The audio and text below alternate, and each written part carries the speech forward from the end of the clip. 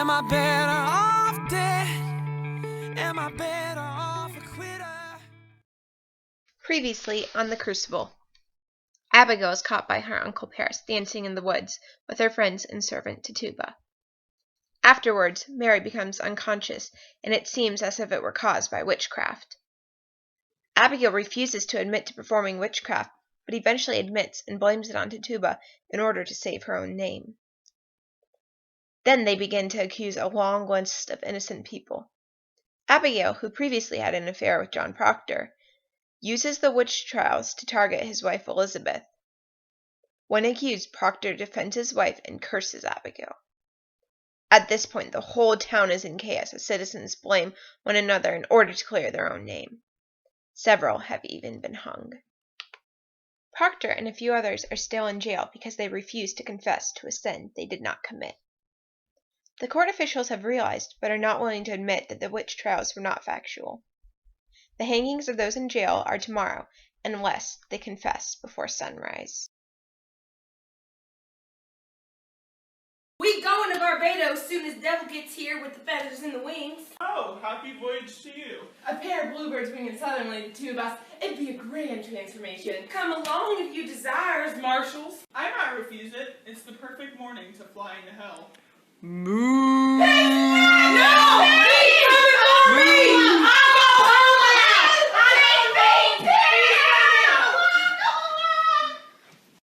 Diction is the choice and use of words and phrases in speech or writing.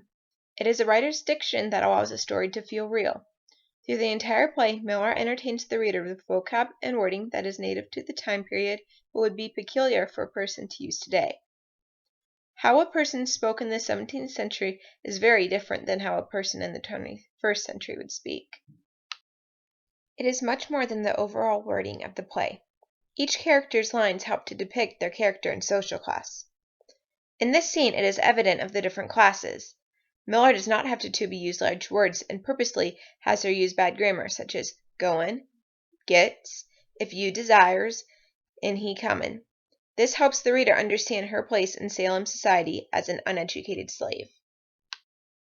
Previously on the Crucible, Abigail has disappeared after robbing Paris. There has been talk of a neighboring town, Andover, overthrowing the courts.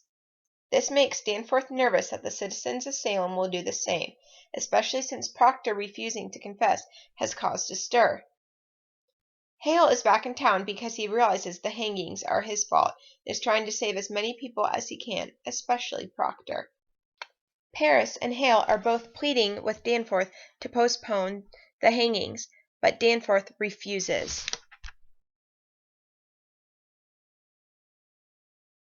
Now hear me and beguile yourselves no more. I will not receive a single plea for pardon or postponement. Them that will not confess will hang. 12 are already executed. The names of these 7 are given out, and the village expects to see them die this morning. Postponement now speaks of floundering on my part. Reprieve or pardon must cast doubt upon the guilt of them that died till now. While I speak God's law, I will not crack its voice with whimpering. If retaliation is your fear, know this. I should hang 10,000 that dared to rise against the law, and an ocean of salt tears could not melt the resolution of the statutes. Now draw yourselves up like men and help me, as you are bound by heaven to do.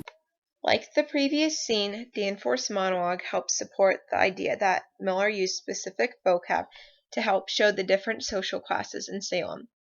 Danforth is the opposite of Tituba. While Tituba had a poor vocabulary and bad grammar, Danforth exercises his well-developed lexicon regularly. This helps the reader to understand his place in Salem society. He has an obvious education that is higher than the average person in this play. His words can also make him seem snobbish and prideful, which he is. I have been been thinking I will confess to them, Elizabeth. She shows nothing. What say you if I give them that? I cannot judge you, John. What would you have me do? As you will have it, John. I want you living. Gal's wife, has she confessed? She will not. It's pretense, Elizabeth. What is? I cannot mount the gibbet like a saint.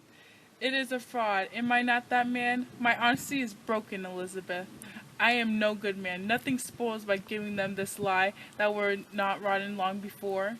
And yet you have not confessed until now. That speak goodness in you. Spite only keeps me silent. It is hard to give a lie to dogs. I would have your forgiveness, Elizabeth. Not for me to give, John. I'd have you see some honesty in it. Let them that never lie down not to keep their souls. It is pretense for me, a vanity that will not blind God nor keep my children out of the wind. What say you? John, it comes to naught that I should forgive you if you'll not forgive yourself. It is not my soul, John, it is yours. Only be sure of this, for I know it now. Whatever you will do, it is as a good man does it. I have read my heart this 3 months, John. I have sins of my own to count. It needs a cold wife to prompt lechery. What say you, Proctor? The sun is coming up soon. Do what you will, but let none be your judge. There be no higher judge under heaven than Proctor is. Forgive me, John. I never knew such goodness in the world. I will want my life. You'll confess yourself? I will want my life. God be praised. It is a providence. He will confess. Proctor will confess. Why do you cry? Is it evil? Is it not? It is evil. I cannot be your judge. I cannot. Do as you will. Do as you will. We have already seen the word choice for a slave and an elite, but this scene demonstrates the simplicity that was the working class. The proctors had good grammar, but not an extensive vocab. Their words were fairly plain, just like the lives they lived. This is relevant to the story Miller is portraying because it shows that eventually average people, not just the outcasts like Tituba, were accused and tried of witchcraft. This scene between John and Elizabeth also shows repetition. After John's affair, the proctors' relationship was strained and they were working to get it back together. Although they have improved much, there still are some problems. John feels that his wife would be ashamed of him if he lied and said he was guilty in order to live. Elizabeth repeatedly mentioned how it is not her right to forgive him, but is ultimately between him and God. Elizabeth repeats this to help John understand that it really is his decision, whether he likes it or not. It is her saying this that leads Proctor to make the decision that he did. Previously on the Crucible, Elizabeth talks to Proctor. Proctor then decides to lie and say he performed witchcraft in order to live and be with his family. Proctor verbally confesses, but Danforth presses him to sign a paper in order to put on the front door of the church. This upsets Proctor because he believed a verbal confession should be enough. Proctor begins to second guess his decision, but eventually signed the paper and handed it to Danforth.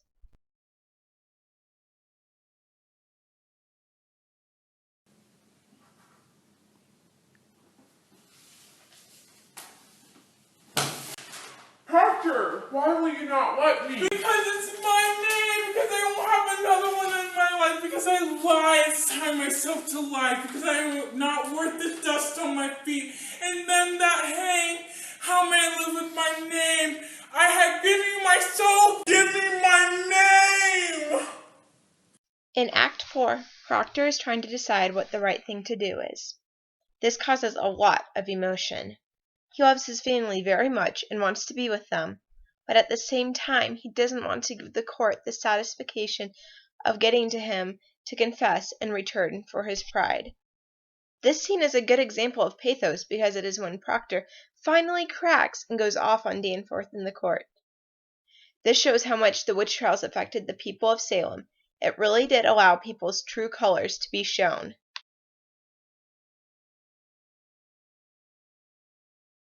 And the devil gets here with the wings. Gets here with the feathers and the wings. Wyatt,